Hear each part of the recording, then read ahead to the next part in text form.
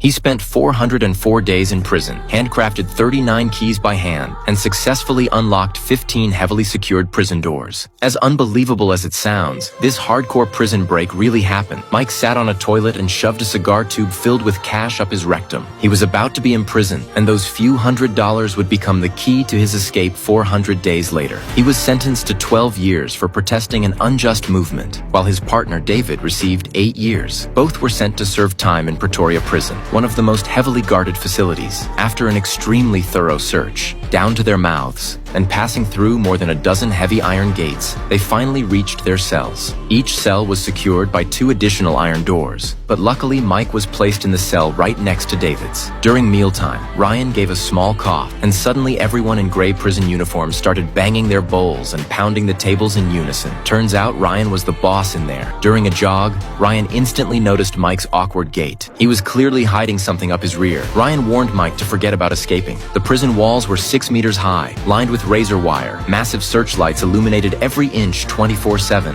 and snipers rotated on watchtowers in shifts. Drenched in sweat, Mike struggled painfully to push out the cigar tube. Ryan helped seal the cash inside a toothpaste tube and placed it somewhere obvious. Every day, Mike stared intently at the lock on his cell door. On the 23rd day, he finally came up with a plan. He placed a blank piece of paper over the lock, pressed it to capture the outline of the keyhole, then slid the paper inside and used a pencil to rub the internal structure. Finally, he used a straight rod to measure the depth of the lock. That's right, he was going to forge a prison key. What seemed like a crazy escape plan was actually supported by his fellow inmates. During meals, Jack would intentionally spill his tray so Mike could sneak a better look at the keys. When guards came over to lecture them, David even openly provoked them, all to buy Mike more time. After days of careful observation, Mike mentally recreated the exact shape of his cell door key over and over. From that point on, he seized every opportunity to study the guards' keys. With constant refinements, he finally completed the blueprint for his first key on the 73rd day.